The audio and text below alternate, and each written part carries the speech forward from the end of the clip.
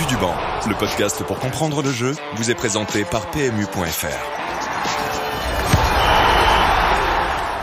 Salut à tous, ça y est, c'est le retour, vous l'attendiez, c'est le retour de Vue du banc, saison 9, épisode 1 pour le retour de la Ligue des Champions. Et pour cet épisode, évidemment, je suis accompagné des deux tauliers, du professeur d'abord, le professeur Kuchli. Salut Christophe. Salut Florent, salut à toutes, salut à tous, très heureux de vous retrouver. Et du formateur, le formateur Cosmidis. Du coup, fallait trouver une équivalence, donc voilà, professeur, formateur. Salut messieurs, salut Flo, salut Christophe. Bon, évidemment, vous l'avez peut-être suivi, on vous l'a annoncé sur Twitter notamment. Cette saison 9 de Vue du banc, on ne va se concentrer que sur les Coupes d'Europe. Donc on sera là tous les soirs de Ligue des Champions ou les soirs de Ligue Europa. En gros, sur des semaines de Coupe d'Europe, on sera là 2 soirs sur 3 pour faire le bilan un petit peu de ce qu'on a vu. Et donc ce soir, on va revenir sur les 2 premières soirées de Ligue des Champions avec vous, Christophe et Raphaël, et avec tout le monde qui nous écoute évidemment. Et pour ce premier épisode, évidemment, Raphaël, on va d'abord s'arrêter sur le match le plus récent. C'est le match nul entre le Club Bruges et le Paris Saint-Germain. Match nul 1-1. D'abord, Raphaël, pour te lancer sur ce match, qu'est-ce que tu en as pensé globalement ? Même si je pense qu'on pourrait rebrancher ou remettre un épisode de Vue du banc sur le PSG de Tuchel, le PSG d'Emery. On va beaucoup se répéter peut-être cette saison. C'est pas la meilleure ouverture, mais bon, non, quand on voit le match... Je vais commencer par citer un très bon twitto qui s'appelle Cosmidar sur Twitter, qui a dit « Ce PSG me fait penser au PSG de la saison dernière, qui me faisait penser au PSG de la saison précédente, qui me faisait penser au PSG de la saison précédente. » C'est exactement les mêmes problèmes qu'on répète tous les ans en fait, Flo. J'ai l'impression qu'à chaque fois on a le même diagnostic, quels que soient les joueurs, quel que soit l'entraîneur. On a d'ailleurs eu juste avant qu'on démarre l'enregistrement, une déclaration de Pochettino dans la lignée un peu de celle que faisait Tuchel à la fin, où tu sentais que les mecs étaient un peu en déglingue, où il a dit « Je suis content de l'effort défensif des attaquants ». Donc ça, c'est quand même au-delà du contenu du match qu'on va aborder, c'est une décla qui pose un peu... Alors, je sais pas si c'est l'exigence de Pochettino ou les possibilités qu'il a d'exiger quoi que ce soit de la part de ses stars, mais on va aborder les mêmes problèmes. Et puis on a vu, pour parler un peu des choses positives, une super équipe de Bruges, qu'on avait déjà vu en fait il y a 2 ans quand ils avaient pris 5-0 sur les principes et qui s'était fait massacrer par Mbappé dans la profondeur en deuxième période dans mon souvenir. Le PSG je crois menait déjà quand Mbappé est entré, mais ça s'est aggravé quand il a pris la profondeur je crois. Alors dans mon souvenir le PSG mène 1-0 à la mi-temps et en met 4 en deuxième lorsque Mbappé rentre, parce que je crois que l'attaque du PSG sur ce match là c'est genre Icardi, Choupo-Moting. Et j'ai perdu le nom du troisième, mais je crois qu'il n'y avait ni Neymar ni Mbappé sur le ouais, non, on a regardé tout à l'heure. Genre du Sarabia ou... Ouais, ça devait être un truc comme ça, ouais, du Sarabia ou Di Maria, enfin des deux. Et voilà, et du coup, on avait vu un Bruges plutôt sympa, qui je pense était déjà coaché par Philippe Clément à l'époque. Absolument, oui, c'est ça. Et là, on a vu ce Bruges qui, je pense, a à la fois progressé collectivement et à des joueurs qu'on n'avait pas encore vus il y a 2 ans, parce qu'ils n'étaient pas là, tout simplement, comme Noah Lang. Donc une équipe qui collectivement était forte contre un PSG qui continue de se chercher. Alors tu peux le comprendre parce qu'il y a quand même beaucoup de nouveaux joueurs, mais c'est l'histoire qui se répète. On rajoute un joueur très doué, un joueur très talentueux, mais on ne sait pas vraiment comment on va le faire défendre. Et on a l'impression qu'on ne va jamais trouver la réponse, à part si on arrive sur une demi de Ligue des Champions, où peut-être que là les mecs auront un peu envie de défendre. Donc je vais pas faire plus long sur mon message d'entrée, mais voilà, c'est ce côté un peu redondant et répétitif qui peut lasser aussi bien, je pense, les supporters que les gens qui analysent le PSG. Christophe, juste pour évoquer la compo du PSG d'il y a 2 ans, donc c'était en 2019, on avait une défense Bernat, Kimpembe, Thiago Silva, Meunier, au milieu de terrain c'était Verratti, Marquinhos, Ander Herrera, et devant le trio d'attaque c'était en effet Choupo-Moting, Icardi et Angel Di Maria qui complétait côté droit. Christophe, qu'est-ce que tu as ajouté ? Est-ce que tu veux être disruptif et parler de suite de Bruges et du PSG après ? Déjà, il n'y aura pas plus disruptif que toi qui utilises le mot disruptif après 4 minutes de l'épisode de rentrée après 2 mois de pause. On rentre fort dans la saison. De quoi j'ai envie de parler ? Le problème, c'est que pour des raisons à la fois... des raisons uniquement professionnelles, je suis un peu obligé de me concentrer sur le PSG, donc c'est-à-dire que même quand ça fonctionne pas, mon regard pour divers projets d'articles, etc., est quand même pas mal concentré sur le PSG, l'animation générale. Donc j'ai mis un peu de temps Alors j'ai fini par voir évidemment que Bruges était très bon, à mesure de Kettler, etc. J'ai mis un peu plus de temps, je pense, que le spectateur lambda à le voir, parce que j'étais surtout concentré sur les problèmes parisiens, la façon dont ça s'anime, etc. Problèmes qui ont mis d'ailleurs un petit peu de temps à venir, hein. J'ai l'impression que sur le premier quart d'heure, Paris est quand même pas trop mal dans son match. Mais non, en fait, on peut dire que si vraiment je veux pas uniquement me concentrer, de toute façon on va finir par y arriver, hein, mais sur le trio d'attaque, même sur j'allais dire le trio du milieu, Herrera, à partir du moment où il marque des buts, on peut peut-être le sortir un peu de la problématique, mais de Paredes, Wijnaldum déjà, parce que s'ils marquent pas et qu'ils font pas de passe correcte vers l'avant, on sait pas trop ce qui va rester, en tout cas à l'instant T, hein, parce que j'imagine qu'ils ont quand même le potentiel pour faire beaucoup mieux. Mais non, je vais me concentrer sur en fait ce qu'a fait Bruges et en fait les questions que ça peut soulever, c'est-à-dire que alors sans rentrer dans la micro-tactique, hein, de manière générale, Bruges allait arriver à bien combiner pour aller dans les 30 mètres parisiens, et ensuite, une fois qu'ils y étaient, ils y restaient assez facilement sur la durée, parce qu'il y avait un effort collectif sur le fait de presser à la perte. Et en fait, la question que j'ai envie de me poser, c'est combien d'équipes auront la qualité technique face à ce PSG-là pour arriver dans les 30 mètres aussi facilement, parce que c'est bien de presser à la perte, hein, mais bon, si tu n'arrives pas à t'approcher du but adverse, bah, tu seras pas dans la position pour le faire.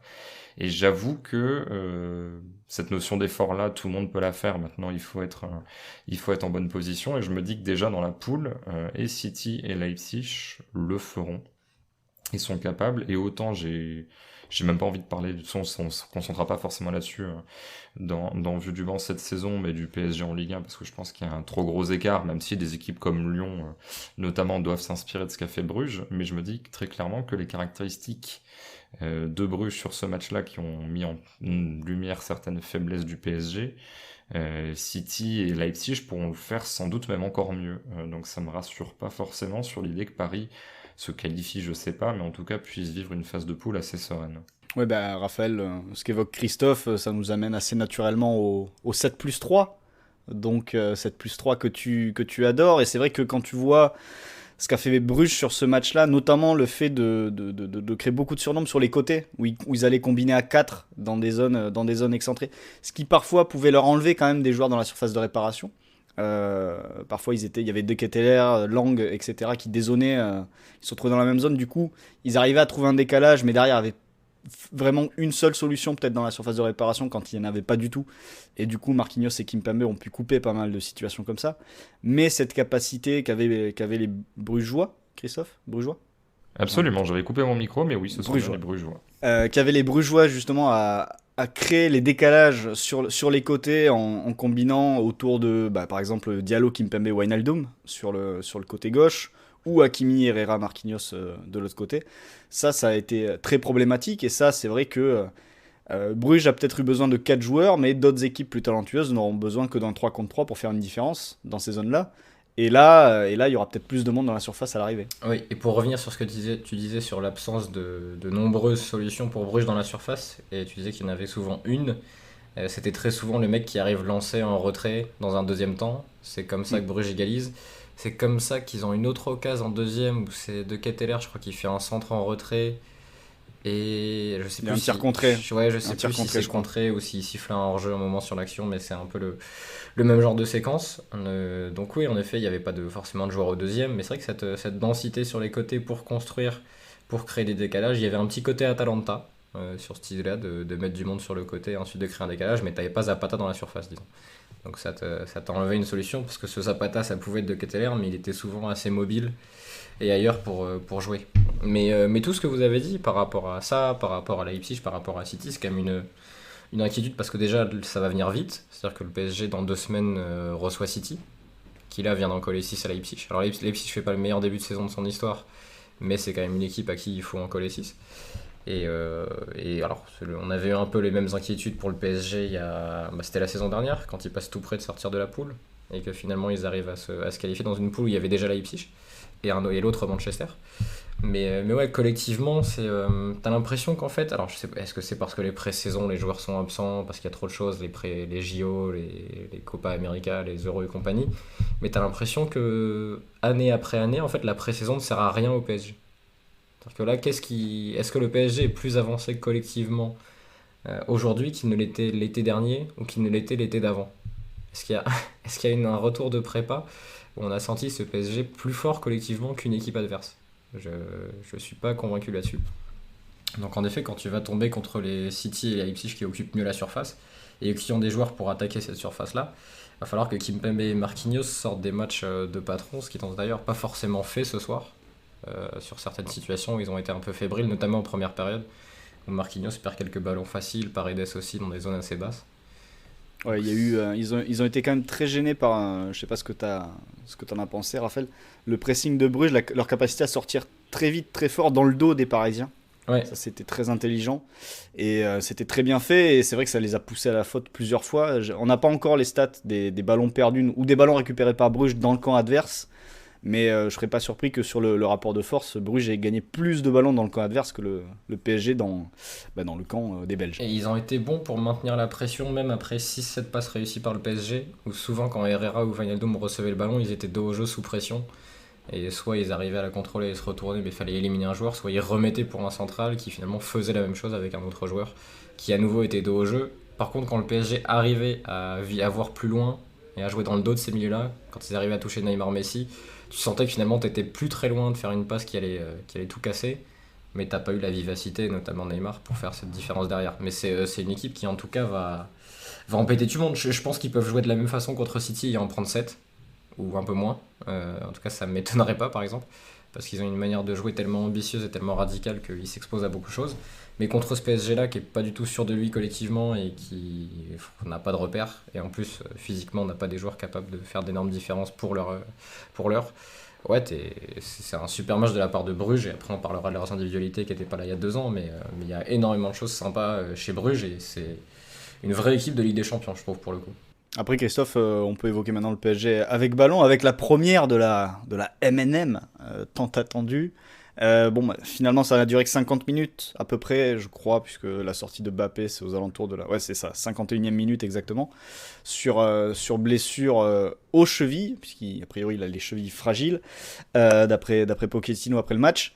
Cette première-là, moi, ce qui m'a rendu assez fou, c'est l'absence de profondeur, le manque de profondeur. Bruges avait affronté le PSG, on l'a évoqué en tout début d'émission, il y a 2 ans, et avait joué un petit peu de la même manière, et s'était fait avoir par un Mbappé qui entre et qui les massacre, qui a fait un carnage à l'époque dans la profondeur. Et là, aujourd'hui, on attendait les appels, et finalement, Mbappé a, je pense, fait plus de décrochage que d'appels en profondeur sur ce match. Le pire étant que l'une des fois où il prend la profondeur, ça fait but. Ça fait but. Alors encore une fois, exact. Ces prises de profondeur, je vais pas dire indirectes, mais c'est pas une route directe vers le but, comme une fois, ça a essayé de lancer Neymar en profondeur, et là tu t'es dit, la passe n'était pas parfaite, mais bon, tu n'as pas servi la personne la plus rapide sur Terre. Mais en plus, là, sur le but, donc il est lancé en profondeur, mais il a quand même son 1 contre 1 à jouer, c'est juste, l'espace se trouve sur le côté, et puis il gagne son duel, il s'ouvre l'espace, mais t'as encore une bonne partie de l'action à faire, parce que il élimine, je crois que c'est Mata, son vis-à-vis là-dessus, mais ensuite il doit encore centrer, et Herrera a quand même une reprise de volée qui est pas si facile à faire. Mais quand tu vois ça, tu te dis, il y a quand même un truc qui fait que, même si tu n'auras pas forcément toujours le fait d'avoir une route directe vers le but, rien que d'avoir cette situation-là, avec forcément le pressing brugeois fait que tu peux pas être à la fois 5 ou 6 dans le camp adverse pour aller chercher 5 ou 6 dans ton camp pour essayer d'être en couverture. On peut avoir des 1 contre 1 à jouer sur les côtés pour ensuite donc mettre la balle dans la surface. Ça c'était le premier truc, ou sinon simplement juste Mbappé fait les appels sacrifices, comme on les appelle, on donne plusieurs noms, mais voilà, en gros ces courses qui sont dans le vide ou pas, mais généralement qui sont dans le vide, mais au moins qui obligent l'adversaire à suivre et qui du coup ouvrent les espaces. Et de toute façon, on sait très bien que sur cette composition d'équipe-là, il y a 3 joueurs qui peuvent prendre la profondeur.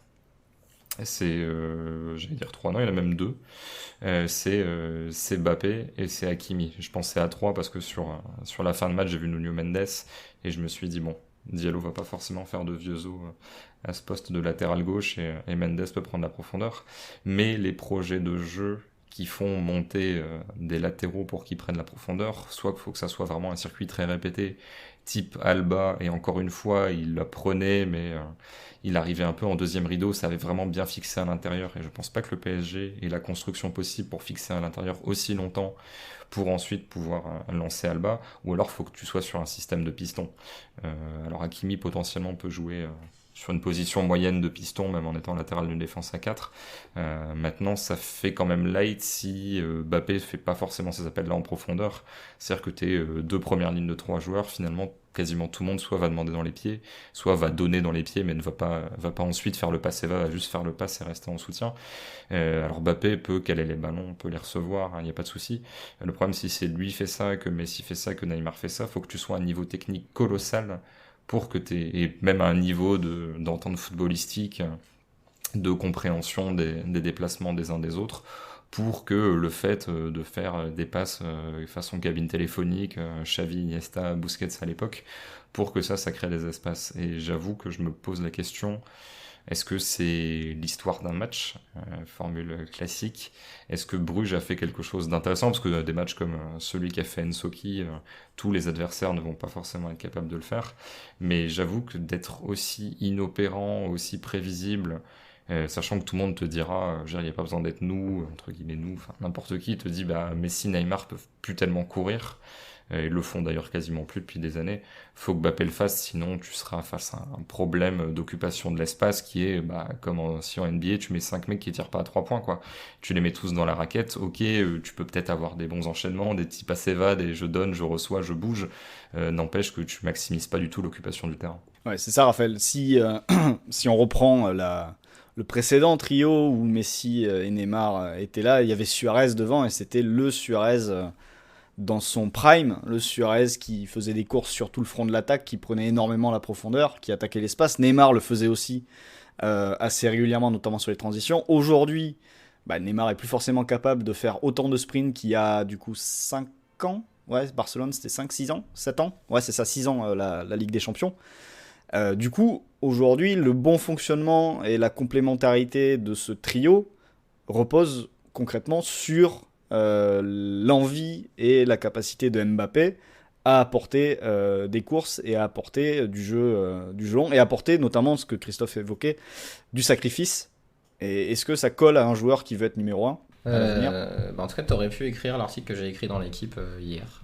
C'était à peu près ça. Je crois que Christophe l'a lu, donc il pourra confirmer que le propos est presque identique. Absolument, j'ai bien aimé d'ailleurs le côté écrire que Neymar peut plus trop courir, mais sans trop l'écrire. C'est-à-dire si on te connaît, on sait très bien que tu as voulu dire qu'en gros, Neymar à l'époque avait une condition physique de top joueur et que maintenant il a une condition physique de joueur de N1. Mais c'est dit avec les formes, donc du coup, si tu le sais pas, tu dis ah oui, bon, il est pas trop en forme, d'accord.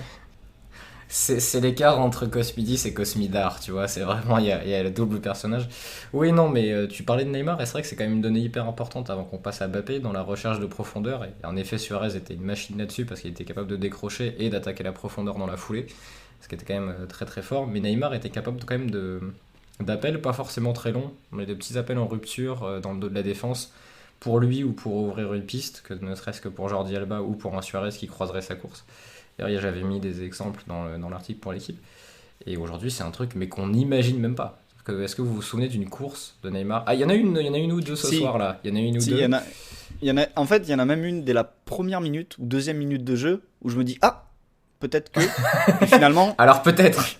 Ouais, alors peut-être. Puis finalement, je crois que la deuxième, ou en tout cas la deuxième que j'ai relevée, parce qu'après j'étais plus finalement j'étais plus convaincu par ce que faisait Bruges, donc je me concentrais plus sur Bruges. Mais après la deuxième que j'ai relevée, c'était 37e ou 38e minute. Oui, plein axe, tout droit, parce qu'il y a eu une permutation et Bruges est ouvert à l'intérieur. Et la passe est à pas d'angle, donc elle est un peu dure à attraper. Mais c'est vrai que ce Neymar n'existe plus. C'est un Neymar qui maintenant demande dans les pieds et qui va par contre chercher à trouver quelqu'un dans la profondeur. Donc normalement la solution, je crois que Christophe l'a dit, ce serait des latéraux qui prennent cette profondeur. On n'a pas vu Hakimi le faire. On n'a pas vu le chemin Neymar-Hakimi. C'est ça qui est un peu décevant ce soir. On a très peu vu Hakimi, dans l'absolu. Ouais. Mendes, en effet, sur son entrée, tu dis ouais, ok, dans 2 semaines, il est titulaire. Je pense que, il y a un côté dragster chez lui, sur le côté. Oui. Le premier dribble qu'il fait, où il met 10 mètres au mec, tu fais ouais, d'accord, c'est bon. Abdou, il va falloir que tu repasses dans l'axe, parce que sinon, tu vas plus beaucoup jouer. Et c'est vrai que c'est ça pour l'instant qui est dommage, parce que tu peux avoir ce truc d'attirer dans l'axe et d'aller trouver tes latéraux lancés. C'est un truc un peu comme finalement tu t'inverses ce que faisait City avec ses ailiers Sané et Sterling qui collaient les lignes de touche et des latéraux qui viennent à l'intérieur. Là tu vas te dire que tes latéraux ils vont coller les lignes de touche très haut et que Neymar Messi viennent décrocher et puis ils lancent. Et par contre, il faut qu'il y ait cette présence sur face. Et il faut qu'il y ait ce mec qui étire l'équipe adverse pour en effet qu'il y ait de la place pour Messi et Neymar. Donc, pour répondre à ta première question, est-ce que ça correspond au rôle de Mbappé qui lui voudrait plus de responsabilités et du coup plus de ballons et plus bas sur le terrain? Pas forcément. C'est ça qui est un peu inquiétant, c'est que si Messi ne peut pas prendre cette profondeur, si Neymar ne peut pas prendre cette profondeur, l'autre solution ce serait un milieu qui se projette beaucoup. Ouais. Et je pensais qu'on verrait Wijnaldum dans ce rôle-là. Et on le voit pas du tout dans ce rôle-là. Parce que pour l'instant, je ne comprends pas trop. Mais justement, je te pose la question, quel est le rôle de Wijnaldum en fait Je pense que lui, ni le staff ne le savent pour le moment. Parce qu'en plus, ils le font jouer relayeur gauche, qui est un côté du terrain qu'il a quasiment jamais occupé à Liverpool. Il était plutôt relayeur droit. Il y est plus à l'aise. Et là, il joue dans ce secteur où c'est compliqué pour lui dans ses prises de balles, c'est compliqué pour jouer vers l'avant. Il se place à chaque fois à côté du 6, il est même pas entre les lignes. C'est quand même un joueur qui est bien quand il peut prendre de l'espace, que ce soit avec ou sans ballon, Wijnaldum. Et là, tu lui en donnes pas et finalement, Herrera prend les courses que lui devrait réaliser. Ou pourrait réaliser. Donc tu as un espèce de double emploi de ces deux-là et lui, j'ai l'impression qu'il sait pas trop où se mettre. Et en plus, lui, dans un jeu d'attaque placée comme ça, assez patient, où finalement tu as beaucoup de monde à l'intérieur et pas beaucoup de ballons à donner sur les extérieurs, il va vite se révéler assez neutre. Donc j'ose imaginer et espérer que c'est lui qui finalement va aider Mbappé à attaquer cette profondeur-là, en faisant des courses de loin, comme il l'avait fait d'ailleurs lors de la remontada Liverpool-Barcelone. Je sais pas si vous vous rappelez de ça, il y avait beaucoup de... Oui. Il avait marqué les buts qu'Herrera a marqué depuis le début de saison en fait. Donc c'est un peu ce truc-là. Et je pense que pour lui et pour le PSG, il faut vraiment qu'il y ait cette profondeur qui vienne de l'axe, et elle ne viendra clairement pas de Messi et de Neymar, en tout cas pas Neymar, sauf... je vais être poli, cure de pas mal de choses. Merano. Christophe, t'évoquais le fait que sur le match, sur le 11 de départ, il y a peut-être que 2 joueurs qui étaient capables d'apporter cette profondeur. Hakimi sur le côté droit et Mbappé évidemment devant. Et le problème, c'est qu'en plus, si t'élargis au niveau de l'effectif, tu vois qu'en fait, il y en a pas plus. Il y en a pas plus. Quand tu vois que sur le banc, c'est Draxler qui entre en jeu, qui peut apporter de la verticalité, mais généralement c'est quand il a la balle dans les pieds, qu'il est capable de remonter le terrain et d'être utile, notamment sur quelques séquences de transition. Mais au-delà de ça, il y a très peu de joueurs qui peuvent apporter des courses, et c'est là que tu vois que... moi, je vais rester bloqué dessus, je l'ai tweeté un petit peu pendant le match, mais le fait que Paris relaisse partir Kalimundo à Lens, ça me surprend par rapport à ce qu'il aurait pu apporter. Un jour où Mbappé se blesse, comme ce soir, et où tu as besoin justement d'un gars capable d'avaler des espaces, un mec comme Kalimundo aurait tout à fait pu rentrer en jeu sur ce match-là, être peut-être un peu maladroit, parce que c'est pas évidemment la même qualité technique que les 3 de devant, mais par son registre, par son profil, aurait pu poser des problèmes à Bruges. Après, il y a Icardi qui fait des courses, mais il les fait dans un sens et il oublie de se replacer derrière. Ou alors il les fait, mais il les fait 10 secondes trop tôt. Donc effectivement, ça compte pas. Je dis ça parce que je viens de voir ces statistiques et elles m'ont fait beaucoup rire. Je sais pas si vous les avez vues. On est sur 6 ballons touchés, 2 passes dont une réussie, aucun duel remporté, 4 hors-jeu. Donc quasiment autant de hors-jeu que de ballons touchés. Il faisait un concours avec Bourak sur les hors-jeux. Ouais, c'est ce que j'allais dire. C'est Yilmazi sur le nom de hors-jeu. Sauf que Bourak fait au moins des choses sans ballon. Il essaie de participer, il met même des taquets à ses partenaires en possession. Alors que Icardi, il a quand même une belle action où au final il passe pas le corps devant. Il se fait reprendre.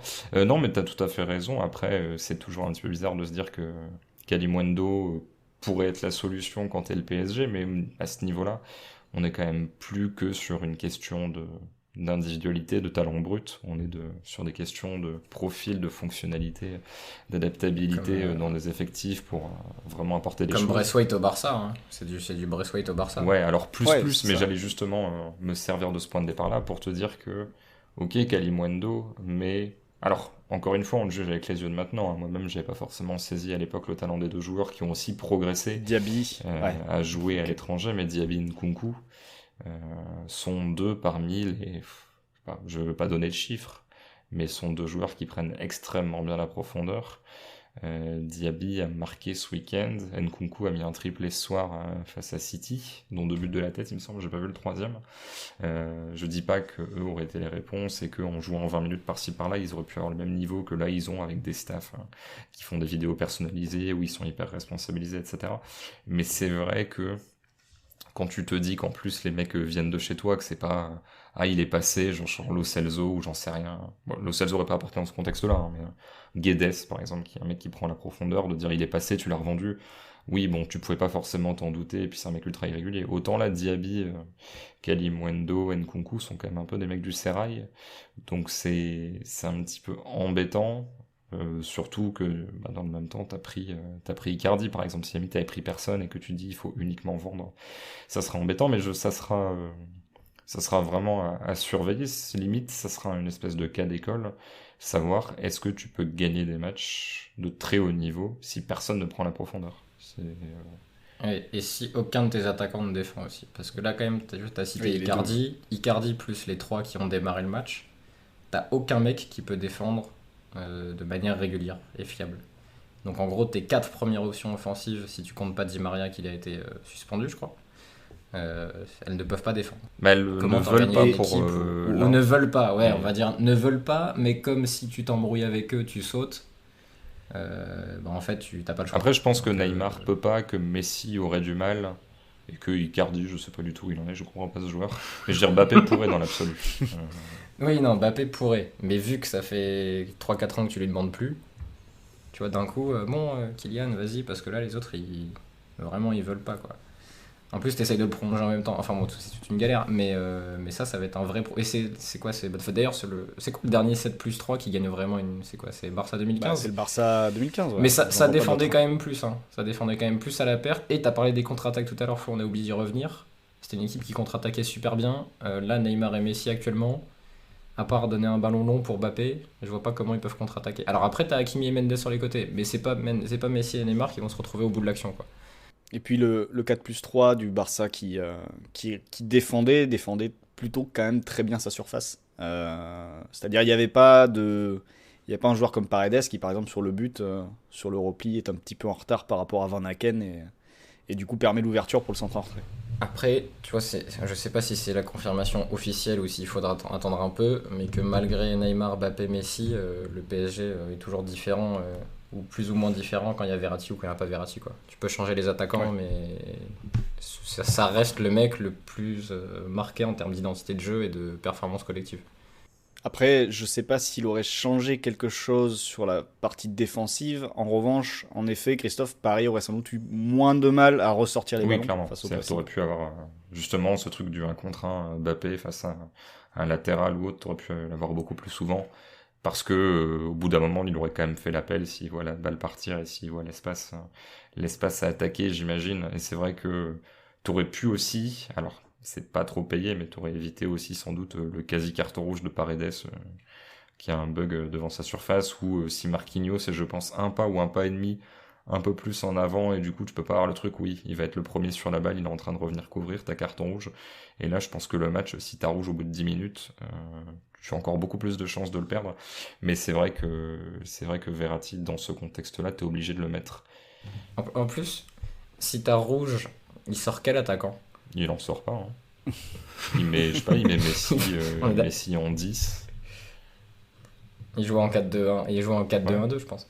Bah tu peux pas, enfin c'est... Bah oui, non mais c'était pour illustrer à quel point la situation est... comment la qualifier. Ou alors tu sors Navas et tu mets un Étrange. milieu ou un défenseur. Bah qui est le plus facile à sortir ? Tu sors Abdou Diallo, tu joues à 3 derrière en fait. Ou tu sors Hakimi, tu vois. Je pense que ça aurait fini comme ça. T'as plus de largeur, mais bon, tu fais un espèce de sapin cassé de Noël à l'intérieur, tu vois. Un sapin sans les pointes basses. En fait, tu fais une bouteille. Ce que j'aime bien, c'est que tu fais un sapin, mais il n'y a pas la tige, il n'y a pas les branches, il n'y a pas les boules. Il n'y a pas l'étoile, il n'y a plus rien. Un sapin brûlé. Ça sent le sapin. Rire. Ouais. Cette métaphore sans le sapin aussi, ouais, en effet. Pour finir, on va revenir peut-être un petit peu sur Bruges. Christophe ou Raphaël. Allez, Christophe, parce que Raphaël va rester un petit peu sur son sapin. Il va faire silence un petit peu. Est-ce qu'il y a 2 joueurs sur lesquels t'aimerais t'arrêter ? On a évoqué déjà un petit peu certains de leurs principes. Le pressing dans le camp adverse, le fait de mettre beaucoup de monde sur les côtés pour mettre la défense du PSG en difficulté et créer des décalages. la défense à 7 du PSG.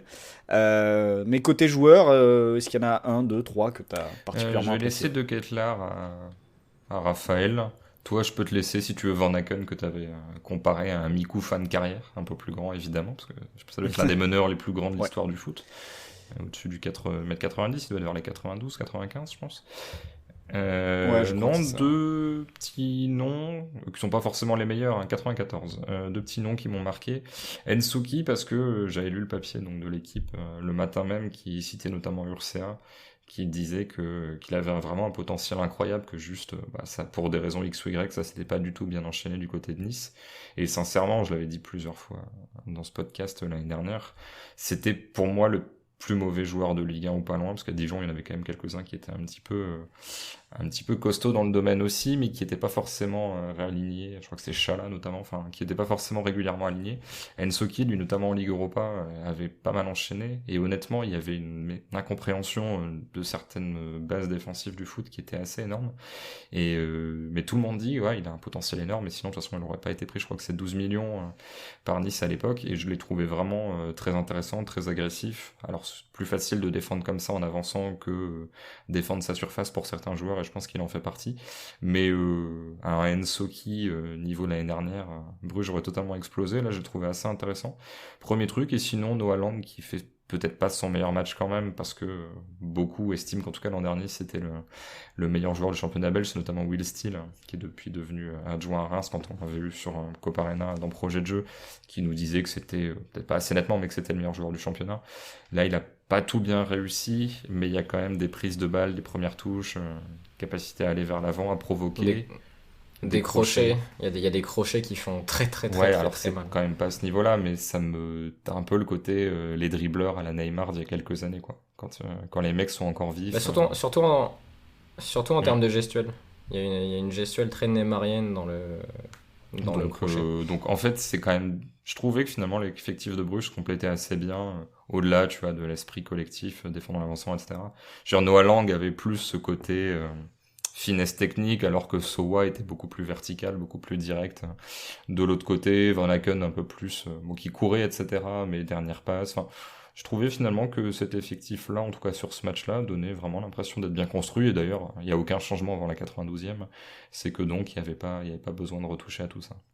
Noah Lang qui a pour beau-père Nourdine Boukari, que j'avais vu jouer à Nantes à l'époque où il avait fait un passage très très rapide du côté du FC Nantes. Voilà, c'était juste pour lâcher l'information. Aucun rapport avec le Boukari actuel, recruté par... Ni avec Non, Razak. non, je crois pas. Non, puisque le Nourdine était marocain, je crois. Enfin, marocain néerlandais. Ni avec Dagui Boukari. Et bref. Non, ça passe pas. Non, tant pis. Ça passe pas non plus. Non. J'espère que les gens aiment les vannes, hein, parce que c'est assez nouveau dans ce Vue du banc. Raphaël, bon, je vais parler de Van Aken vite fait, parce que Christophe m'a lancé dessus. J'ai trouvé la taille entre-temps, c'est 1m95. Ouais, moi j'avais Christophe, 94, a priori, mais donc, bon... on est Sans que je connais pas ma on est en propre effet taille, très je haut, suis pas en sûr tout que cas. tous les sites internet connaissent exactement la taille de tous les joueurs au centimètre. Et moi, ce que j'aime beaucoup, moi, chez lui, au-delà de sa capacité de finition, parce que il a une capacité à être une sorte de grand Lampard en finissant à l'entrée de la surface comme ça à 15-20 mètres. Mais il y a aussi cette capacité à faire les bons choix, à vite, malgré sa taille, assez vite s'orienter vers la bonne solution et avoir une bonne qualité de passe pour donner. Et ce qui est très intéressant aussi, c'est que dans cette équipe-là, ça bouge quand même beaucoup autour de lui. Ce qui fait que lui a toujours une solution disponible, etc. Dans une équipe qui serait aussi ramassée, par exemple, que le PSG, sur la première mi-temps, ça serait très compliqué pour lui d'exister, par exemple. Mais je me demande si on n'avait pas déjà fait la comparaison. Alors, je sais plus quand, parce que ça fait quand même 4-5 ans qu'on le voit jouer Van Aken assez régulièrement en Coupe d'Europe. Bon, je crois qu'on l'avait comparé à Bodmer aussi. Parce qu'il y a ce côté-là un peu Oui, c'est possible, longiligne, assez large d'épaule, mais en même temps une finesse balle au pied qui tranche avec le gabarit. Parce que le mec pourrait jouer comme Yann Koller et il joue comme Bodmer. Donc, ce sera intéressant peut-être de demander à Julien qui connaît bien Bodmer pour savoir ce qu'il en pense de tout ça. je pense qu'il Avant aime de bien. pouvoir peut-être lui demander en vrai. Ouais. Raphaël, toi, tu nous parles du grand Charles devant ou de notre joueur de Ketteler, sa magnifique chevelure. Non, mais j'ai l'impression que ça, vous allez me dire ce que vous en pensez, mais que ça rentre dans le profil de ces nouveaux attaquants qu'on voit sortir un peu partout. C'est-à-dire qu'ils sont à la fois costauds, mobiles, assez justes techniquement. J'avais en tête, évidemment, Haaland, qui est encore plus costaud. J'avais en tête, alors là, la pépite là, de Salzbourg, c'est Šeško, je crois. Alors qui n'a pas été comment ça se dit. bon hier, mais oui. Qui est, lui, qui est très appelé grand le aussi. nouveau Haaland du côté de Salzbourg, même si c'est pas 100% ça. Oui. Un autre qui était en Belgique, Yaremchuk peut-être. Oui, c'est vrai qu'après Yaremchuk c'est quand même un peu moins fin, je trouve, enfin dans les balles au pied. C'est juste, mais c'est un peu moins, je sais pas, un peu moins élégant. Mais là, De Ketteler, il a marqué 1,85. Ça me paraît petit par rapport à l'impression visuelle qui dégage. Moi, sur son Wikipédia, j'ai 1,92. Donc, voilà. Donc c'est Ouscord, je pense, qui est à sa taille. Là, c'est la police, il a dû grandir les syndicats. Et en fait, c'est le genre de joueur que Morata promettait d'être au début de sa carrière. Après, il s'est perdu petit à petit. Et j'ai l'impression qu'il y en a de plus en plus comme ça de ces attaquants-là, qui mélangent un peu toutes les qualités. Et il a été très bon, il a attaqué la profondeur, il a gêné du monde au pressing, il a réussi à garder des ballons. Il fait une super passe, là-bas, le super centre en retrait dont on parlait tout à l'heure avec la solution qui vient de derrière à chaque fois. Il a fait un match très complet, il a 20 ans, c'est un 2001. Ouais, 2001, ouais. Ça promet vraiment et ça fait partie de si on compte le nombre de joueurs qu'on a bien aimés, ça fait quand même Sowa, on peut compter Mata qui a bien défendu sur Neymar, même si c'était pas le grand Neymar. Van Aken, De Ketteler, Balanta était très bon aussi dans son registre. Oui. Noah Lang, Sobol a été bon aussi, hein. On l'a pas encore dit, on l'a pas encore cité, mais le latéral gauche a été pas mal du tout. Globalement, ils ont tous fait un bon match. Hein. Ouais, non, mais puis même individuellement, il y a des vraies qualités. Et je pense qu'il y a des joueurs qui auraient pu rentrer plus tôt si le scénario avait été différent. Là, je pense que Clément était assez content de ce qui se passait, donc il n'a pas envoyé tout le monde. Mais on aurait pu voir un Mawassa plus tôt, on aurait pu voir d'autres joueurs, on aurait pu voir Wesley, on aurait pu voir Dost. Donc c'est une belle équipe, c'est un bel effectif et une belle équipe de Ligue des Champions. Et si on fait la comparaison avec le match de la veille Lille-Wolfsburg, je pense que c'était meilleur, bien meilleur même. Ben justement, Christophe, on va passer à Lille-Wolfsburg, je pense, après ces bonnes 30 minutes sur le PSG. Lille-Wolfsburg, et en effet, comme le disait Raphaël, je pense que si Bruges affrontait une de ces deux équipes, Bruges aurait sans doute pris les 3 points, parce que la première impression qu'on a eue quand on était devant ce match, c'était, bon, c'est un match de Ligue Europa à minima. Ouais, en fait, vous avez fait la remarque, mais je pense au bout de 5 minutes, 5-10 minutes, peut-être l'un au bout de 5, l'autre au bout de 10, je me disais, c'est un petit peu dur quand même, du côté de Wolfsburg, la balle circule bien et tout, genre, j'étais pas sur l'idée de vous insulter tout de suite, hein, mais je me dis, oui, bon, je sais pas, je pense qu'il y a quand même un petit potentiel côté Wolfsburg pour faire des enchaînements autour de Philippe, etc. Et en fait, non, pas du tout. À la fin, je me suis même dit, c'est limite de la C4, quoi. Donc oui, gros, je sais pas si c'est énervement devant ce match, où je pensais aller. Je me suis pas accrédité, je pensais aller au match de Bruges, finalement je suis pas allé au match de Bruges, donc du coup je n'ai fait aucun des deux. Mais vu le scénario, vu qu'en plus il n'y a pas les buffets en ce moment, je suis pas mécontent d'être resté chez moi. Je suis pas sûr que j'aurais passé une soirée incroyable, vu qu'en plus j'aurais pas bossé, ça aurait été vraiment en spectateur. Donc bon, c'est vrai que le contenu était pas incroyable. Après, en tant que spectateur, il y avait l'air d'avoir une ambiance plutôt sympa quand même pour le coup à Lille. Là. Oui. Mais bon, après, je veux dire, des ambiances sympas, j'en ai déjà vu à Lille en Ligue des Champions. J'ai envie de te dire que j'irai pas que pour ça non plus, quoi. Mais c'est vrai que les ambiances de Ligue des Champions sont assez sympas, et vu le peu de billets qui avaient été vendus la veille, je pense que le club était très content, parce que il y a un temps où on s'est dit, oula, il y aura absolument personne. Mais c'est vrai que Wolfsburg, assez hypé sur l'avant-match. Oui, leader de Bundesliga. Lindor de Bundesliga, ok. En ayant battu Bochum promu 1-0, Greuther Fürth promu 2-0 avec un but dans les dernières secondes. Bon, Leipzig 1-0, mais Leipzig fait pas un super début de saison. Et le Hertha Berlin 2-1, le Hertha qui a quand même joué le maintien toute la saison dernière, et en étant mené jusqu'à la 72e et en mettant le but de la victoire à 2 minutes de la fin. Tout ça pour dire, et je parle pas des stats avancées, mais qui sont pas du tout favorables à Wolfsburg, qui globalement a quand même une énorme réussite défensive. Le seul but encaissé, on va dire, c'est pas uniquement dû à sa prudence et au système. Mais oui, En fait, je suis surtout déçu de Wolfsburg parce que j'ai l'impression que Lille a haussé le curseur sur tout ce qui est solidité, compacité. En gros, on concède rien, et vraiment Lille a rien concédé, hein. Il y a eu 2 tirs pour Wolfsburg et les 2 sont pas dangereux. Donc là-dessus, bien joué. J'attendais pas non plus énormément de l'animation offensive lilloise. Il y a effectivement eu pas énormément de choses, donc là-dessus, pas de déception, juste le constat que cette équipe-là a quelques limites, et Iconé notamment est un peu porté disparu depuis un an. Mais limite, si j'ai vraiment une déception côté lillois, c'est la dernière demi-heure en supériorité numérique. Parce que depuis à ce moment-là, j'avais quand même intégré depuis longtemps que Wolfsburg était nul. Mais j'entendais plus rien, et que depuis voir Brooks, je me dis bon, de toute façon, il faisait n'importe quoi, donc on va pas perdre grand-chose.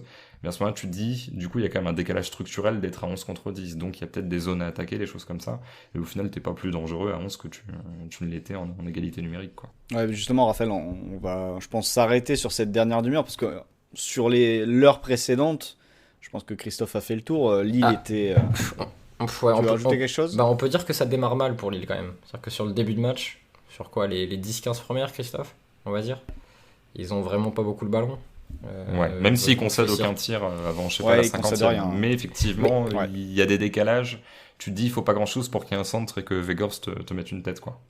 Non, c'est en remontant leur bloc en fait, c'est ça. 10-15 minutes que ça s'est mieux passé après. Ouais. Parce qu'au début, ils sont dans leur 4-4-2, les distances sont respectées, mais c'est très passif. Donc c'est pas le Lille de Galtier. Et puis petit à petit, ils remontent le bloc, et à partir du moment où ils vont presser un peu plus haut, et ils embêtent les 2 premières lignes de Wolfsburg, notamment Guy Lavogui qui a été en difficulté techniquement, qui vont un peu sortir plus haut sur sur Arnold, où André a encore été très bon parce qu'il prend un carton jaune après 30 minutes et il arrive à finir le match. Là, on a retrouvé un peu les vertus du Lille qui avait embêté Valence il y a 1 an ou 2 de ça. Je sais plus, ils avaient fait des super matchs contre Valence.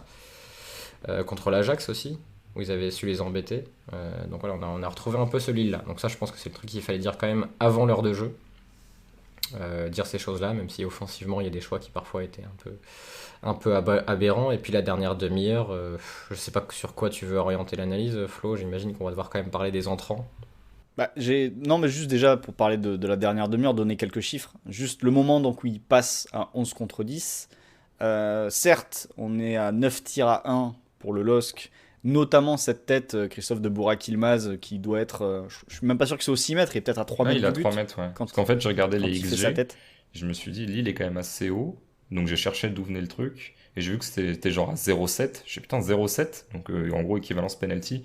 Et ouais, tu la revois, il est tout seul, parce que je crois que c'est Arnold, mais Arnold n'est pas à distance d'intervention, et de toute façon, il fait des centimètres de moins.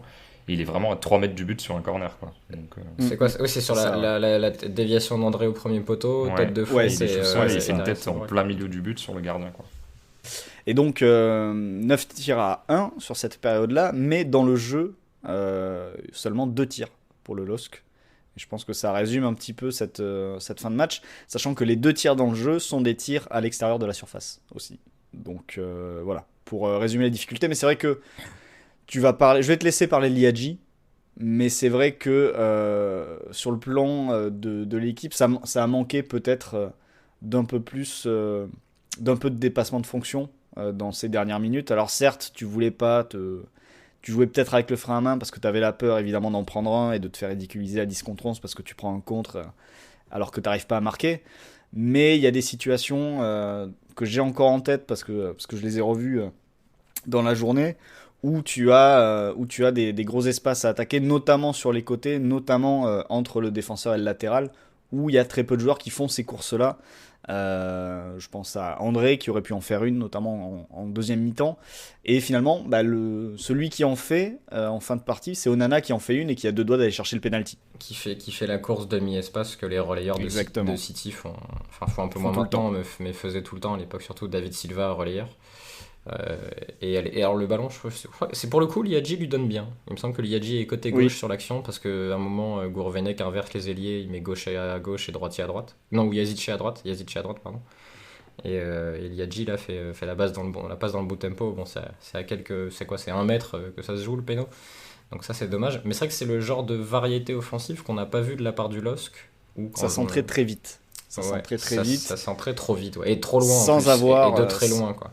Ouais, sans avoir de joueur de tête, surtout qu'en face, t'avais Guy Lavogui qui revenait souvent aider ses défenseurs. Ouais. Puis t'avais Lacroix qui Qui capable de quand même de prendre pas mal de ballons. Bah, il fait 3,50 m le gars, donc ça aide aussi pour dégager les ballons. T'avais Brooks C'est plus simple. qui malgré toutes ses limites moteurs, Jusqu'à sa sortie. sortait beaucoup de ballons. Par contre, Brooks, je pense que heureusement que il a remonté le bloc, parce que c'est le genre de mec, si tu le presses dès le début du match, je pense qu'il peut prendre 2 cartons jaunes en première période. Et d'ailleurs, il n'est pas passé loin de le faire, hein. Parce qu'il y a une situation où il peut prendre carton jaune et il le prend pas. Donc, ouais, un joueur assez particulier, ce Brooks, quand même. Genre de limite technique que tu vois assez rarement à ces modes de compétition. Lacroix a été bon, par contre, dans sa gestion de David et Yilmaz, parce qu'il a dû gérer 2 joueurs de 2 profils différents et il les a plutôt bien embêtés. Mais oui, il y a les entrants, donc Galtier fait... Galtier, tu vois, j'ai eu le bug qui révèle les choses. Gourvenec fait entrer Yazice, Liadji et Onana. Et Yazice, Liadji ont littéralement centré en 6 mètres, en fait. Donc en plus, quand tu centrais, t'avais pas des très bons ballons. Il me semble que Yazice en envoie 2 derrière le but. C'est possible, des, ouais. Des centres assez énervants, des centres assez lointains, alors que le mec a quand même une vraie patte gauche. Et Liadji, il reçoit le ballon dans les pieds, mais il n'arrive pas à garder la vitesse et à enchaîner. Et il fait pas beaucoup de courses dans le dos de la défense. Donc pour l'instant, le talent est là, hein, l'imagine bien, parce que je pense pas que Luis Campos se trompe souvent sur le talent des joueurs. Je pense Après, il peut se tromper dans les proportions. Hein. Quand il dit top 3 des joueurs de sa génération, voilà, top 30 après, peut-être. Après, tous les gens dans le football ont toujours dit des choses un peu exagérées. Hein. Je me rappelle que Bernard Lacombe, à une époque, présentait tous les joueurs lyonnais en faisant référence à l'ancien Marius Trésor français. Voilà. Et bon, il y a toujours des moments où tu t'égares un peu. Mais il faut qu'il apprenne à utiliser son talent. Et le souci, c'est que Iconé et Gomez sont des bons joueurs de ballon, mais eux, t'apportaient rien dans la profondeur pour le coup. Donc t'avais David et Yilmaz qui multipliaient les courses et les autres non. D'ailleurs, on a peu vu Renildo et peu vu Selic dans les 30 derniers mètres. On a vu Selic centrer un peu, mais de loin. On le voit un peu plus sur les 15-20 dernières, où il est assez haut et il y a des ballons qui reviennent vers lui. Et à chaque fois, il centre quasiment en première intention. Donc il y avait un peu plus de présence. Mais disons que tu as senti la présence lilloise dans le camp adverse, mais il n'y a pas eu un flot de grosses occasions. Et c'est ça finalement qui te fait sortir du match en te disant oui, on a été meilleur, mais toutes les occasions, on les a pas eues. C'est pas comme Rennes contre Krasnodar il y a 1 an de ça, qui me semble avait quand même eu de meilleures occasions. Christophe, je sais plus si tu as des souvenirs de Rennes Krasnodar. Je sais pas si c'était la même chose. Rennes mène au score et se fait reprendre par un but de Marcus Berg, il me semble, sur une mauvaise appréciation défensive. Et c'est vrai que y a quand même, c'est un peu différent sur le côté tu mènes, tu tiens pas forcément le score, mais t'avais quand même les choses en main et tu domines, tu te heurtes à un mur et t'arrives pas vraiment à passer la vitesse supérieure. Rennes peut regretter un temps faible, un truc mal jugé, évidemment de ne pas avoir fait le break, hein, mais bon, avait quand même entre guillemets fait le plus dur. La Lille s'est jamais mis en position d'être en contrôle, hormis le fait d'être à 11 contre 10, hein, mais encore une fois, c'est pas toujours, pas que c'est pas un avantage, mais c'est un peu moins décisif quand l'adversaire avait déjà de base un peu décidé de ne plus trop jouer au foot. D'ailleurs, quand même vrai, on s'en fout pas, mais vraie question quand même sur Mark Van Bommel. Alors Glasner, j'aime bien, c'est-à-dire que le changement de poste pour l'instant, ça tarde un petit peu à se mettre en place, mais Van Bommel a un historique de coach au PSV qui est pas non plus incroyable. Ça faisait longtemps qu'il n'avait pas coaché, je sais pas trop quelles sont ses idées. Là, ce que je vois sur le début de saison, c'est pour jouer dans cette espèce de 4-2-3-1 pas fifou, avec en plus la Guy Lavogui qui remplace. Alors rien contre Guy Lavogui, hein, mais j'aime beaucoup Schlager qui s'est gravement blessé, qui joue à cette place-là, et qui avait quand même ce côté, je ratisse beaucoup, mais je vais presser tout le temps, harceler, formation Salzbourg. Peut aussi se projeter, faire des passes vers l'avant. Il avait quand même ce côté assez box-to-box. Et Guy Lavogui un peu plus dans le contrôle, je trouve. Et de manière générale, un peu moins bon à l'instant T. Donc en plus, il perd un petit peu en dangerosité là-dessus. Mais c'est vrai que Wolfsburg, pas du tout équipe Bundesliga finalement, dans la façon dont ça s'anime. Bundesliga, c'est déséquilibre assumé, là c'est équilibre, mais sans laisser grand-chose. Je suis quand même content de voir Lacroix en Ligue des Champions, parce que je le hype depuis... en tout cas auprès de moi-même, hein, je sais pas dans ce podcast, mais après 3-4 journées de Bundesliga la semaine dernière, je me disais déjà, oula, ce joueur est vraiment très fort, avec en plus qualité physique exceptionnelle, hein, je crois qu'il est dans le top 10 de tous les temps des vitesses de pointe en Bundesliga, ou pas loin, je me demande s'il a pas été sorti du top 10 par Brian Lam, qui est arrivé. Et Christophe, joueur souriant, Ce qu'on apprécie toujours dans Vue du banc, les C'est mecs vrai. qui sourient en plein match, genre quand Onana essaie de Oui, gratter il y a le le péno, il est penalty, là mort de pas rire à penalty. côté à dire regarde la terre, il y a le trou, il est là, genre joueur de tennis. Oui. Ça me l'a rendu plutôt sympathique. Et puis juste aussi finalement l'intelligence situationnelle de te dire en fait l'arbitre n'a pas accès aux images, il attend d'avoir une information dans son oreillette, donc du coup ne viens pas le faire chier à lui parler parce que tu fais perdre du temps à un mec qui n'a aucun pouvoir décisionnel, qui attend juste qu'on lui dise vert ou rouge dans son oreille. Donc avoir ce recul là que tout le monde n'a pas. Pour un jeune joueur sympathique qui en plus est grand, qui a des bons timings d'intervention, qui est plutôt pas maladroit avec le pied. Donc ça me fait plaisir de le voir, mais sinon côté Wolfsburg, j'ai pas retenu grand chose. Non, juste dire un dernier truc peut-être sur le LOSC, à savoir que ce qu'on dit sur l'IEJ, c'est bien qu'on le dise maintenant parce que je suis pas certain qu'on le redise très souvent dans la mesure où là si Gomes et Ikoné sont titulaires, c'est parce que Bamba et Weah sont blessés, sinon c'est normalement Bamba titulaire à gauche à la place de Gomes et Weah titulaire à droite à la place d'Ikoné, même si la hiérarchie est un petit peu plus mouvante sur ce poste-là et que Yazice peut aussi jouer à droite. Mais Liadji, j'ai envie de dire qu'il est tout juste dans le groupe sur des matchs comme ça, avec quasiment qu'une chance d'entrée. Et quand tu vois ses entrées en jeu de ce niveau-là, notamment, il tente des dribbles qui tu devrais faire à 30 mètres du but, mais quand il est dans son propre camp, sauf que les conséquences en cas de raté sont pas les mêmes. Je pense sincèrement que l'avenir de Liadji au LOSC, c'est jouer 500 matchs en Ligue 1 cette saison et encore 500 minutes en Ligue 1 cette saison. Et peut-être, et je me suis rendu compte du lapsus en cours de route. Et prêté quelque part à un moment donné. Et 40 minutes en Ligue des Champions. Enfin, je suis vraiment pas persuadé qu'on le revoit très souvent. Et donc, c'est bien qu'on fasse un état des lieux sur ses performances à l'instant T, parce que je pense qu'on n'aura plus forcément l'occasion de le faire. Contrairement à il y a des Yazice ou à des gens qui sont pas rentrés comme Gudmundsson ou Onana qui est rentré en fin de match, qui eux ont un vrai coup à jouer dans la rotation. Parce que j'allais dire Gudmundsson peut jouer a joué latéral ce début de saison, mais il peut jouer plus haut. Mais il est rentré ailier sur le match face à Lorient. Ouais. Et lui, pour le coup, il est censé apporter de la vitesse et de la percussion et pas mal de personnalité. Donc peut-être qu'il le fera mieux que Liadji, et lui aussi est gaucher. Donc il est quand même dans un profil qui peut aller emmerder Liadji en termes de temps de jeu. Raphaël, est-ce que tu as quelque chose à ajouter sur ce match, ou alors on passe aux autres matchs qu'a vu Christophe? Malheureusement, c'est le seul à les avoir vus. Donc, on est sur un professionnalisme de haute volée. C'est ton dernier moment pour en placer une en fait avant quelques minutes. Ouais, dernier mot, on partait sur un groupe G, là, le groupe de Lille, où les choses devaient être assez homogènes, et je pense qu'on a vu les deux équipes les plus faibles de la poule. Aussi bien collectivement qu'individuellement. Voilà.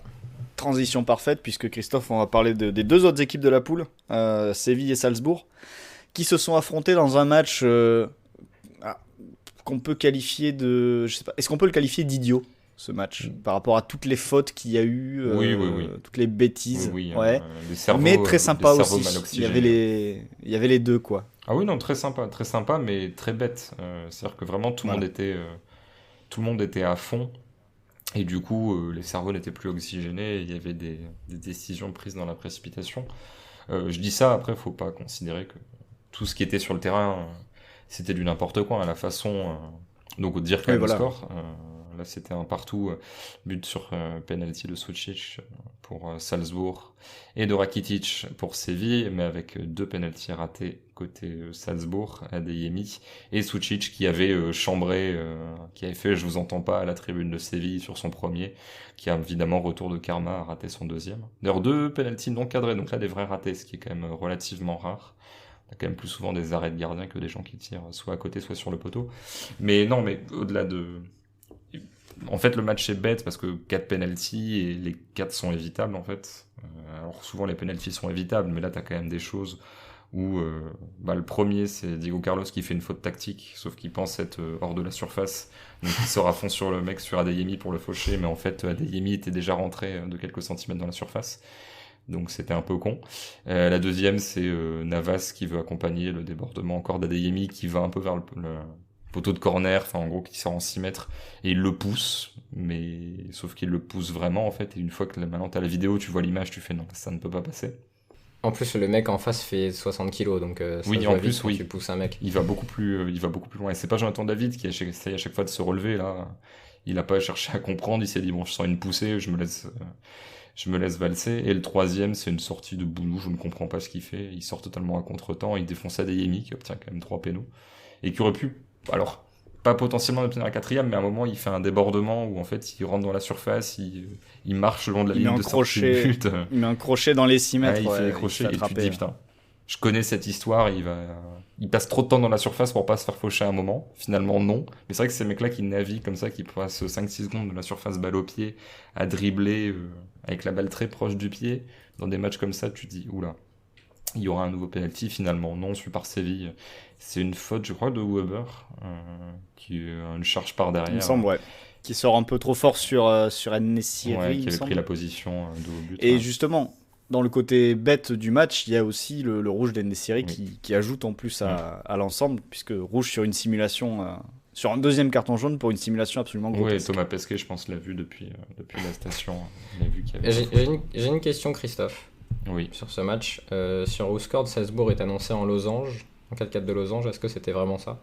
Ouais, si, globalement ça. Après, il y a quand même toute une partie de Salzbourg qui se fait au pressing, et le pressing, c'est vraiment... Enfin, tu quittes ton losange et tu vas chercher les mecs très très haut, donc là, t'as plus une ligne de 5, 4-5, voire 6 qui va aller chasser très haut, mais ouais, on est plutôt sur un losange avec Camara devant la défense et Aronson un cran plus haut, enfin en 10, même si tu peux considérer que Camara, lui, est vraiment devant la défense et que derrière, c'est potentiellement plus à 3 milieux à plat que vraiment Aronson en 10, quoi. D'ailleurs, c'est assez marrant parce que peut-être que tu allais le dire, Christophe, et c'est assez rigolo, mais à partir du milieu de terrain, donc Camara a 21 ans, Seivold a 20 ans, Susic a 19 ans, Aronson a 20 ans, Sesko a 18 ans et Adeyemi a 19 ans. Oui, non, eux, ils ont poussé le truc jusqu'au bout, sachant que t'as Ulmer qui est vieux, mais même derrière les autres, je crois que Weber, c'est 24. Ouais. Sinon, c'est 23, Solé 21 et Christensen 24. Donc, voilà. En gros, il y a un mec au-dessus de 24 ans et la plupart entre 18 et 21. Et même sur le banc, on va pas s'amuser à tous les citer, mais sur le banc, ils ont pas 30 ans. C'est la même idée, Okafor qui rentre notamment à 21 ans. D'ailleurs, rentrants qui n'ont pas été fous sur ce match-là. Adamou, pareil qui rentre est à 20 ans. Moyenne d'âge 22,6 ans. Et en face, la moyenne d'âge, c'était 29,8 ans. Et donc, moyenne d'âge flinguée par l'ami Ulmer qui a 35 ans. Donc, ouais. Mais oui, non, équipe de Salzbourg, moi, parmi ce qui m'a intéressé, alors il y a beaucoup de choses qui me plaisent dans cette équipe. En vrac, c'est très aléatoire parfois, mais j'ai bien aimé Solé. Sur le côté... Alors là, c'est vraiment le défenseur moderne. Raphaël, je parlais tout à l'heure des grands attaquants un peu à tout faire qui sortent. Là, c'est vraiment le défenseur. On lui a dit tu dois absolument prendre la balle, aller de l'avant, casser des lignes. Tu veux pas faire des relances neutres. Lui, il fait ça, quitte à faire 60 mètres avec la balle. Mais il y a un côté, ça me rappelle un peu le Upamecano de Salzbourg en tout début de carrière, où pareil, il faisait tout le temps ça, sauf que c'est parfois c'est pas toujours cadré défensivement, et c'est un peu foufou, n'empêche que il y a quand même besoin de ça dans cette équipe-là, et j'avoue qu'il y en a pas non plus des dizaines de défenseurs qui font ça dans cette Ligue des Champions-là. Donc j'ai bien aimé ça. Camara devant la défense, que je trouve quand même très technique. Parfois, première touche un petit peu longue, mais il cherche toujours à se mettre dans le sens du jeu. Il peut éliminer le pressing. C'est pas Aïdara qui, lui, était plus 8 box-to-box. Lui, je le trouve vraiment très, très correct à ce niveau de la compétition pour le solliciter sous pression. Alors, évidemment, il fait aussi ses courses vers l'avant, mais il a une vraie capacité à bien s'orienter, une vraie touche technique que je trouve pas mal. Et devant, Sesko... Moi, sur tout ce que j'ai vu de lui, joueur incroyable, qui fait des dribbles fous pour sa taille, mais sur ce match-là, tu vois pas trop, alors que Adeyemi a mis des pointes de vitesse à tout le monde, et Flo, toi qui a vu 50-60 minutes du match, t'as vu une partie de ce meilleur moment, parce qu'après il baisse un petit peu en régime et il sort. Moi, je me posais sincèrement la question de savoir si en janvier il sera encore à Salzbourg, si t'as pas un Bayern qui le prendra... Sachant qu'il est déjà passé par le Bayern plus jeune ou un club de cette dimension-là. Il y a eu des rumeurs Liverpool aussi. Apparemment, ils sont très très fans du profil. Mais parce que là, pour moi, on est...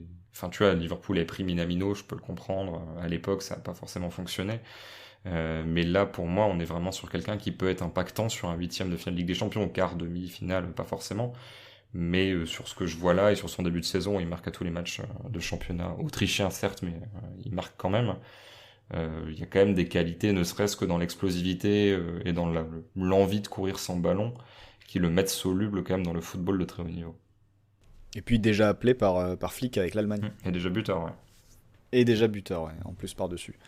Christophe, on va passer au match suivant que tu as vu. Alors, je pense que tu vas le faire assez rapide, à mon avis, sur les deux. C'est Bayern-Barça et Sheriff Shakhtar. Ouais. Il y en a un où je vais dire 3 mots. C'est juste parce que je l'ai vu, je vais en parler. Mais sinon... commence par les 3 mots alors. Sheriff Shakhtar, le Shakhtar a eu la balle et t'avais l'impression d'une équipe qui n'avait jamais eu la balle auparavant face à un adversaire qui défend pendant 45 minutes. C'était assez perturbant. Franchement, j'ai plus les XG en tête à la mi-temps, mais c'était genre 0-2, 0-3. Extrêmement faible pour une équipe qui a 70% de possession. Ça va un peu mieux par la suite. En seconde, disons, ça crée un peu plus de décalage. Mais ça prend une transition comme ça avait déjà pris une transition en première période. Et du coup, tu perds 2-0 face à une équipe... j'allais dire d'un pays qui n'existe pas. Oui et non, ça représente la Moldavie, mais ils sont d'une région autonome, mais reconnue par absolument personne sur la communauté internationale, mais qui est quand même une équipe, alors qui a son petit parcours en qualif, qui donc n'est pas si mauvaise, mais quand l'un de tes meilleurs joueurs, c'est Adama Traoré, qui était réserviste ou vraiment en bout de banc du côté de Metz. C'est quand même hyper décevant pour le Shakhtar vu ce qu'on avait vu sur les toutes premières sorties sous De Zerbi, et ça confirme quand même dans un registre différent, mais les galères face à Monaco, c'était pas Monaco a été bon sur ce match-là, mais c'est pas que Monaco qui a trouvé la solution ultime pour bloquer cette équipe-là peut aussi faire tourner le ballon sans qu'il se passe rien et être obligé d'attaquer à 8 pour essayer de faire des différences et du coup être ultra fragile à la perte de balle, quoi.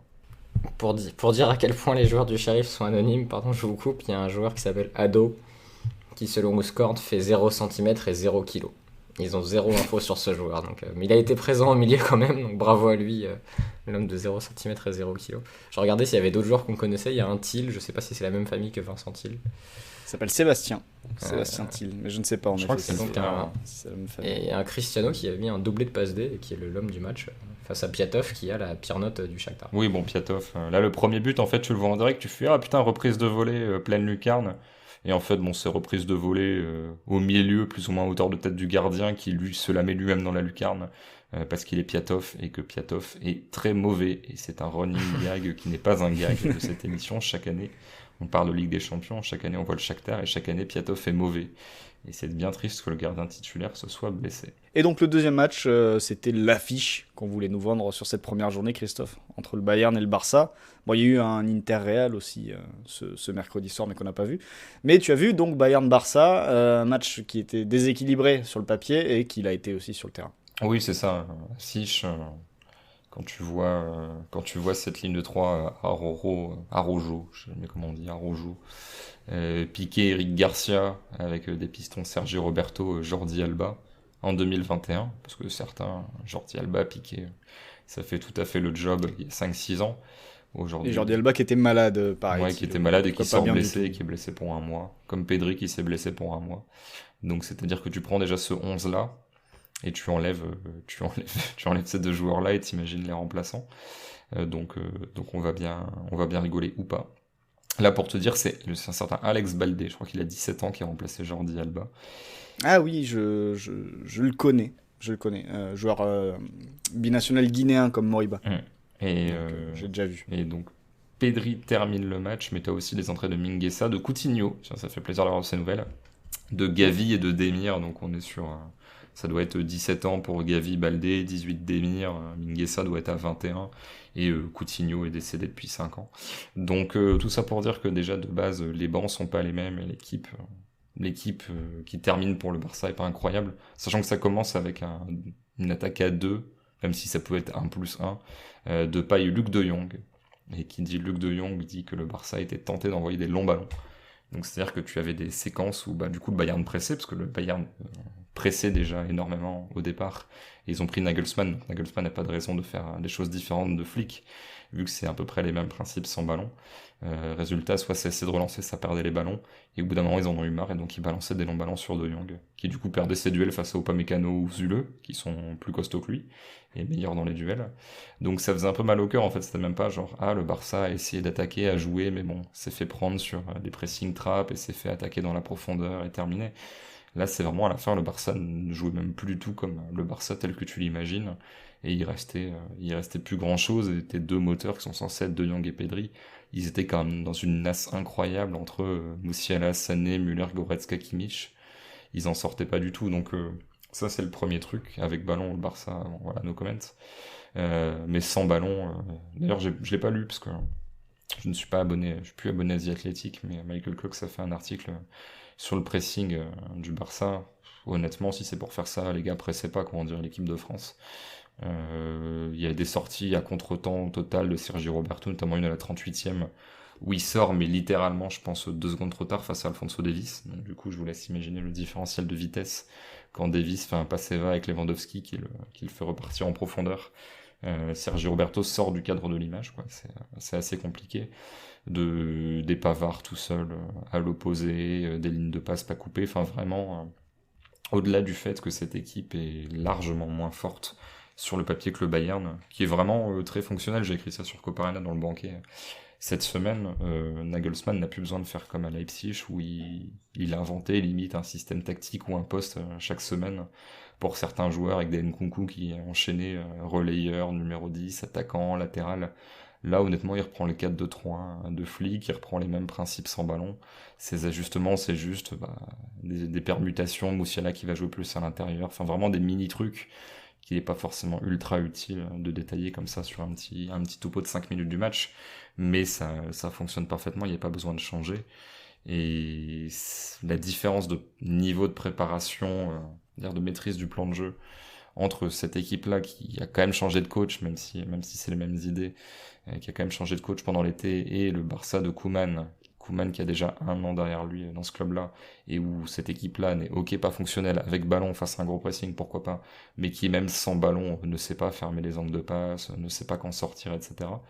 C'est un petit peu gênant et ça m'inquiète pas mal sur la saison du Barça. On est déjà inquiet de base, mais là je me dis, s'ils terminent, je sais pas, s'ils vont en 8ème de Ligue des Champions, qu'ils terminent 4ème du championnat et qu'ils font demi de coupe, je suis même pas sûr que ça serait forcément une mauvaise saison vu l'état général du club. Alors que le Bayern est quand même assez monstrueux.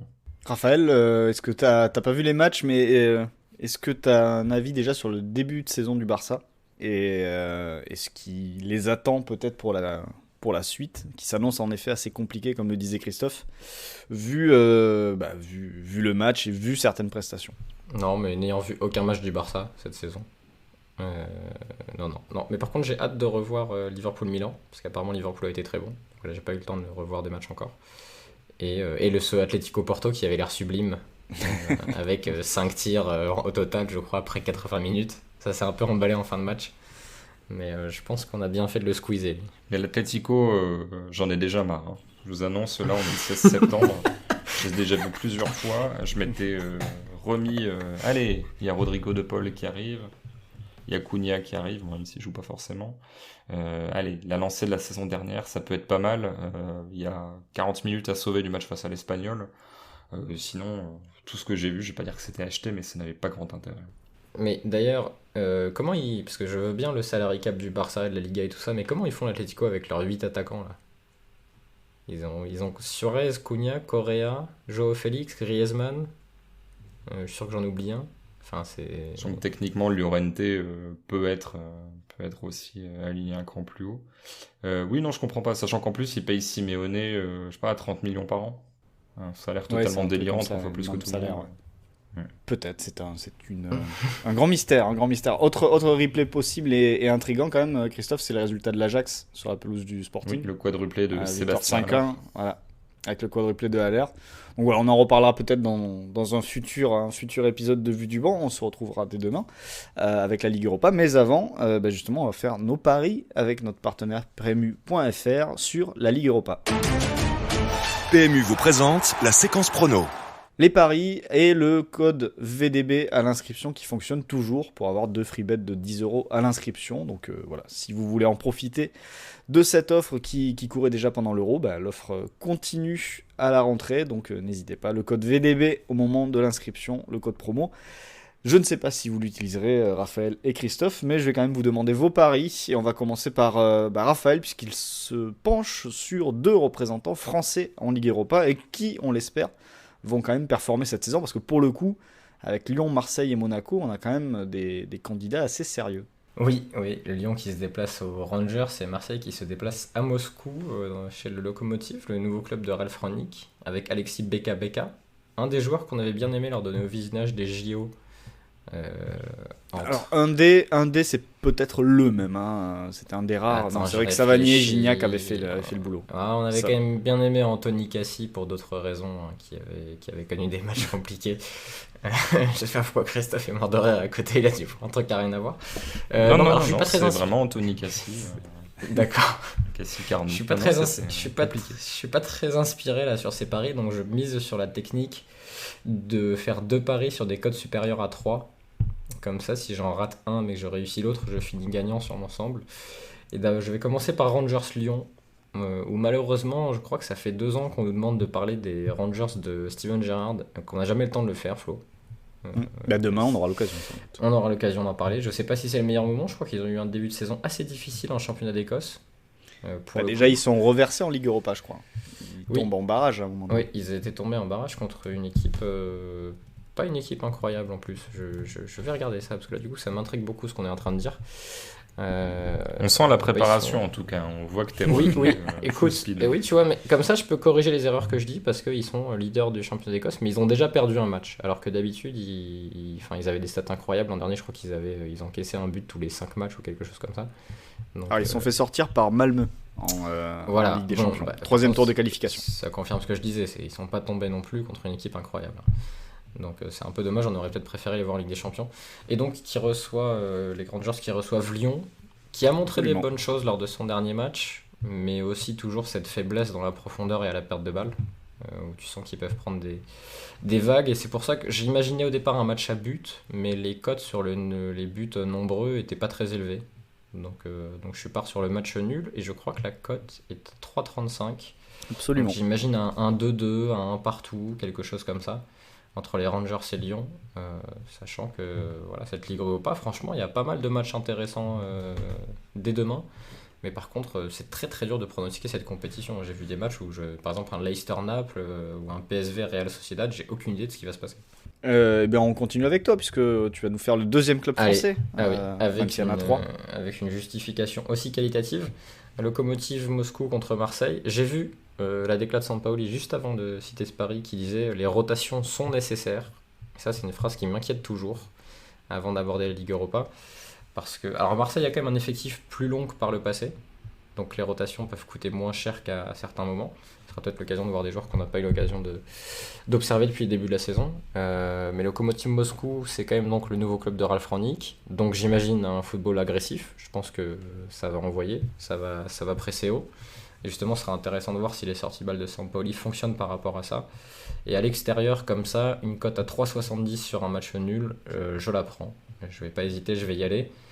En imaginant, j'espère au moins un match emballant, quelles que soient les rotations, mais que Sampaoli arrive à maintenir un peu cet enthousiasme qu'il y a depuis le début de saison, et de voir justement si contre une équipe qui va venir le presser très haut, comme je l'imagine, ils vont réussir à survivre avec leur principe de jeu. Christophe, toi, tu te diriges vers des matchs étrangers, tu fais l'impasse sur Monaco-Sturm Graz qui a lieu à 21h. Est-ce que tu veux que je te dise pourquoi Allez, vas-y, dis-moi pourquoi. Parce que... T'as l'air d'avoir envie de le dire. Oui, j'ai toujours envie de parler.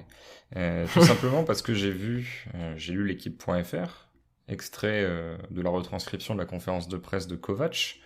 Comment analysez-vous le début de saison très décevant de Nubel ? Réponse, je pense qu'il est très performant. Il a encaissé plusieurs buts sur lesquels il pouvait rien faire. Fin de la réponse qui est très longue, je vais vous épargner ça. Mais je suis content d'Alex, c'est un gars intelligent, il va montrer ses qualités parce que c'est un très bon gardien. Et du coup, je n'ai pas confiance dans un coach qui nous dit de Nubel qui est absolument cataclysmique sur tous les plans. C'est-à-dire, il ne plonge pas. Son jeu au pied, pour quelqu'un dont c'est censé être le point fort, le mec est moins bon que moi, donc c'est quand même un petit peu problématique. Donc du coup, j'ai pas confiance en Kovac, j'ai pas confiance en Nubel, donc il peut trop se passer de choses étonnantes dans ce match pour que j'aille dessus. À quelle échelle tu mets la déclat de Kovac sur Nubel par rapport à la déclat de Pochettino sur le travail défensif de ses attaquants ce soir? J'ai envie de te dire que je suis encore plus embêté par Kovac, alors que vous ne le voyez pas, mais mon chat essaie de manger le micro. Qui est le gardien numéro 2 de Monaco maintenant ? Mayeki. qui était pas mauvais sur le match qu'il a joué. Je crois que c'était sur le tour d'avant face à Prague. Bon, après, il n'est pas non plus fait le match du siècle, il n'avait rien de particulier à faire, mais... J'arrive pas à entendre Maliki sans penser à Maliki. Du coup, ça me perturbe beaucoup parce que c'était lui aussi un gardien. Tu sais, Maliki, c'est une doublure. Dans les buts Une sur la victoire aussi. de Lille à Milan en Ligue des Champions. À Milan, ouais. San Siro. Mais donc tout ça pour dire que cette déclaration est folle et je comprends le besoin de mettre son gardien en confiance. De l'autre, quand une table est noire, on ne peut pas nous dire que la table est blanche. Et donc tu as choisi? J'ai choisi le Leicester-Naples sur lequel Raphaël n'osait pas aller. J'y vais car je suis un ouf malade. Mon pari c'est que Naples va gagner, c'est coté à 3. Alors j'ai pas trop vu Leicester, je vous avoue, on a quand même que 24 heures dans une journée et toute une partie pour moi. Leurs stats avancées sont cataclysmiques. Oui c'est ça, je crois que de tête il me semble que c'est la 3e équipe qui tire le moins en Europe, juste devant Elche et Cadiz, si je ne dis pas de bêtises. Je passe un peu ma vie sur les sites de stats, donc généralement il en reste 2-3 choses, ils sont quand même assez bien payés sur tous leurs matchs. Alors qu'à l'inverse, j'ai vu le match de Naples face à la Juve ce week-end. Victoire de Naples, alors ok, la Juve est pas incroyable, et sur les 2 buts, Chesney fait absolument n'importe quoi. Il fait un petit hommage à ce qu'avait fait le gardien de Djibouti sous les yeux de Florent sur le match face à l'Algérie, à savoir une espèce de non-détente qui me permet le premier but. Et sur le deuxième, désolé pour cette dédicace Florent, et sur le deuxième c'est Moïse Kean qui fait une tête mais dans le mauvais but. Donc là ce coup-ci Chesney fait un super barré, réflexe, sauf que bon, ensuite la balle peut être poussée dans le but vide par Koulibaly. N'empêche que Naples, je trouve ça très intéressant, là aussi c'est 2 têtes, mais je crois qu'ils ont genre 66% de possession, je sais pas, quelque chose comme 23 tirs à 8... Enfin, vraiment une grosse domination. Alors, Politano, Insigne, ça fait un peu toujours la même chose, c'est un peu gonflant. Mais le milieu assez intéressant. Zambo qui fait une très bonne première, j'ai trouvé. Donc j'aime bien cette équipe de Naples, et je me dis que même son banc me plaît plus que le banc de Leicester, qui n'a pas non plus une culture européenne incroyable. Donc j'ai l'impression quand même qu'une forme de retour à la normale pour Leicester face à un adversaire qui est un peu plus quali que se rencontrer en première ligue ferait gagner Naples à 3. Honnêtement, c'est assez sympathique à tenter. Deuxième pari, direction l'Allemagne, avec le match entre le Bayer Leverkusen et Ferencváros. Oui, c'est ça. Là, c'est simplement pari Amin Adli buteur à 3,20. Petit risque, parce que Amin Adli, il y a 0 garantie qu'il joue, mais c'est un peu comme partout. Hein. Sur des matchs de Ligue Europa, tu sais jamais trop quelle sera l'approche des différents clubs. Maintenant, vu qu'il est...